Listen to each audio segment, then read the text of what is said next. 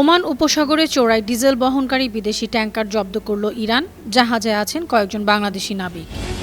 ভারত, চীন সহ কয়েকটি এশীয় দেশের পণ্য রফতানিতে শুল্ক 50% বাড়ানোর সিদ্ধান্ত নিয়েছে মেক্সিকো সরকার।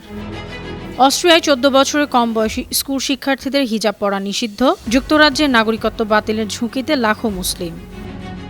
রাশিয়ার $246 বিলিয়ন সম্পদ জব্দ করবে ইউরোপীয় ইউনিয়ন। কম্বোডিয়ার সীমান্তে গোলাবর্ষণ করছে থাইল্যান্ড।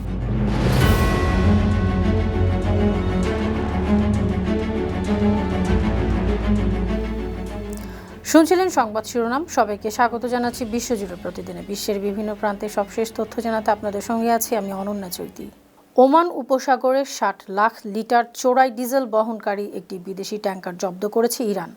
ইরানের রাষ্ট্রীয় গণমাধ্যম শুক্রবার এ তথ্য জানিয়েছে। ওই জাহাজে বাংলাদেশি কয়েকজন নাবিক আছেন। তবে ট্যাংকারটির নাম বা এটি কোন দেশে সে ব্যাপারে কিছুই জানায়নি সংবাদ মাধ্যমটি। ব্যাপক ভর্তুকি ও জাতীয় মুদ্রার মান কমে যাওয়ায় ইরানের জ্বালানির দাম বিশ্ববাজারে এখন সবচেয়ে কম। এই তেল পাচার অত্যন্ত লাভজনক। এ কারণে স্থলপথে, প্রতিবেশী দেশগুলোতে ও সমুদ্রপথে উপসাগরীয় আরব রাষ্ট্রগুলোতে জ্বালানি পাচার প্রতিরোধের চেষ্টা করছে ইরান সরকার। ভারত মহাসাগরে চীন থেকে ইরানগামী একটি মালবাহী জাহাজে অভিযান চালিয়েছিল যুক্তরাষ্ট্রের সামরিক বাহিনী। শুক্রবার মার্কিন সংবাদ মাধ্যম ওয়াল স্ট্রিট জার্নাল এ তথ্য জানিয়েছে। গেল নভেম্বর মাসে শ্রীলঙ্কা থেকে কয়েকশো মাইল দূরে জাহাজটি জব্দ করেছিল মার্কিন সামরিক বাহিনী। জাহাজে সমরাস্ত্র তৈরির উপকরণ ছিল। অভিযানে মার্কিন বাহিনী সেসব সামগ্রী ধ্বংস করে দেয়। অভিযানের পর জাহাজটিকে গন্তব্যে যেতে দেওয়া হয়। এ ব্যাপারে জানতে চীন এবং ইরানের সঙ্গে যোগাযোগ করেছিল ওয়াল স্ট্রিট জার্নাল, কিন্তু দুদেশের কোনো কর্মকর্তাই মন্তব্য করেননি। নোবেল শান্তি পুরস্কার বিজয়ী ইরানি নারী নার্গিস মোহাম্মদীকে শুক্রবার গ্রেপ্তার করেছে সে দেশের পুলিশ। তারা স্বৈরশাসকের মৃত্যু এবং ইরান দীর্ঘজীবী হোক এমন স্লোগান দিয়েছিলেন। মোহাম্মদীর সঙ্গে আরও বেশ কয়েকজন কর্মীকেও আটক করা হয়। এ ঘটনার পর নোবেল কমিটি বিবৃতি দিয়ে উদ্বেগ জানিয়েছে। একই সঙ্গে মোহাম্মদীকে মুক্তি দেওয়ার আহ্বানও জানিয়েছে। ইরানে নারী নির্যাতনের বিরুদ্ধে এবং মানবাধিকার প্রচারের সক্রিয়তার জন্য মিসেস মোহাম্মদীকে 2023 সালে নোবেল শান্তি পুরস্কার দেওয়া হয়। 1994 সালে ইউরোভিশন গানের প্রতিযোগিতায় জয়ী আয়ারল্যান্ডের চার্লি ম্যাকগেটিগান জানিয়েছেন তিনি তার ট্রফি ফিরিয়ে দেবেন। এই প্রতিযোগিতায় ইসরায়েলের অংশগ্রহণের প্রতিবাদেই তিনি এমন সিদ্ধান্ত নিয়েছেন। গত বছরের চ্যাম্পিয়ন সুইস গায়ক নিমো বৃহস্পতিবার এমন ঘোষণা দিয়েছেন। শনিবার আনাদোলু এজেন্সি জানিয়েছে ম্যাকগেটিগান ভিডিও বার্তায় জানিয়েছেন তিনি ইউরোভিশনের আয়োজনকারী ইউরোপীয় সম্প্রচার ইউনিয়নের কাছে ট্রফিটি পাঠানোর পরিকল্পনা করছেন।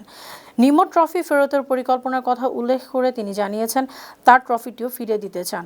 বিশ্বের অন্যতম বড় সঙ্গীত উৎসব ইউরোভিশন 1956 সাল থেকে প্রতি বছর আয়োজন করা হয়। আমেরিকার পর এবার ভারত ও অন্যান্য এশীয় দেশ থেকে নির্দিষ্ট কিছু পণ্যের আমদানির শুল্ক 50% পর্যন্ত বাড়ানোর সিদ্ধান্ত নিয়েছে মেক্সিকো। চীন, ভারত সহ যেসব দেশের সঙ্গে মেক্সিকোর বাণিজ্য চুক্তি নেই সেসব দেশের উপর আগামী 1 জানুয়ারি থেকে নতুন শুল্ক কার্যকর হবে। মেক্সিকোর প্রেসিডেন্ট ক্লদিয়া শেনবাউমের সরকার গত বুধবার এ সিদ্ধান্ত অনুমোদন করেছে। মেক্সিকোর বেকারদের কর্মসংস্থান ও দেশের উৎপাদন ব্যবস্থার সুরক্ষায় এ পদক্ষেপ নেওয়া হয়েছে। তবে স্থানীয় ব্যবসায়ী গোষ্ঠীগুলো বলছে শুল্ক বাড়ালে দেশীয় পণ্যের দাম বাড়তে পারে। 14 বছরের কম বয়সী স্কুল শিক্ষার্থীদের জন্য হিজাব বা স্কার্ফ পরা নিষিদ্ধ করেছে অস্ট্রিয়া সরকার।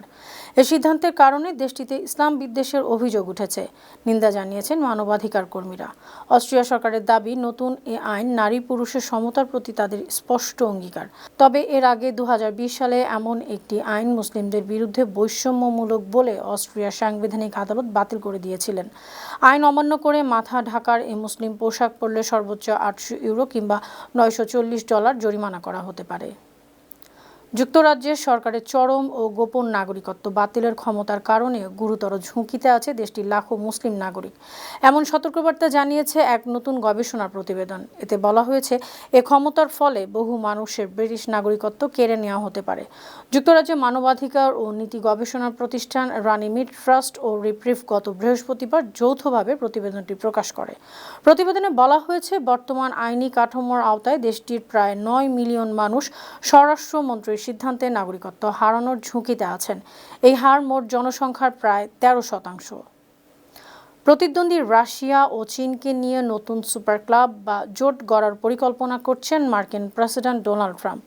কোর 5 নামে এই জোটে ভারত এবং জাপানও থাকবে।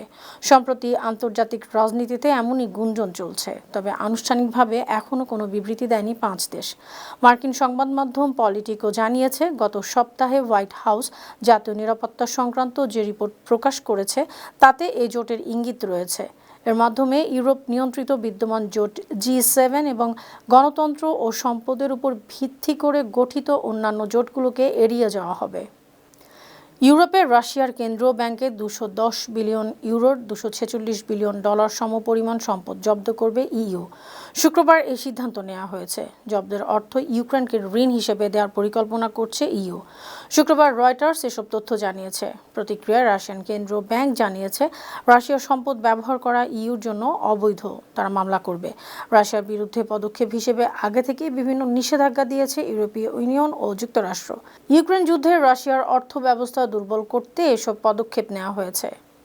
থাইল্যান্ড ও কম্বোডিয়া দুই দেশই সীমান্ত এলাকায় গোলাবর্ষণ বন্ধ করতে রাজি হয়েছে। মার্কিন প্রেসিডেন্ট ডোনাল্ড ট্রাম্পের এমন ঘোষণার কয়েক ঘন্টা পরই কম্বোডিয়ায় বোমাবর্ষণ করেছে থাইল্যান্ড। শনিবার সামাজিক যোগাযোগ মাধ্যমে কম্বোডিয়ার প্রতিরক্ষা মন্ত্রণালয় জানিয়েছে, 13 ডিসেম্বর থাই সামরিক বাহিনী 2টি F-16 যুদ্ধবিমান ব্যবহার করে বিভিন্ন লক্ষ্যবস্তুতে 7টি বোমা নিক্ষেপ করেছে। হোটেল ও সেতুতে বিমান হামলা করেছে। থাই বাহিনী হামলা অব্যাহত রয়েছে। যুদ্ধবিরতি চুক্তি লঙ্ঘন করে দক্ষিণ লেবাননের বিভিন্ন এলাকায় আবারও হামলা করেছে ইসরায়েলি সেনাবাহিনী। আল জাজিরার প্রতিবেদনে জানানো হয়েছে, ইসরায়েলি দখলদার বাহিনী দক্ষিণ লেবাননের বিভিন্ন এলাকায় আর্টিলারি হামলা করেছে। ইতিমধ্যে আল ওয়াজ্জানি এলাকা এবং আল মাজিদিয়ার আশেপাশে গোলাবর্ষণের খবর পাওয়া গেছে।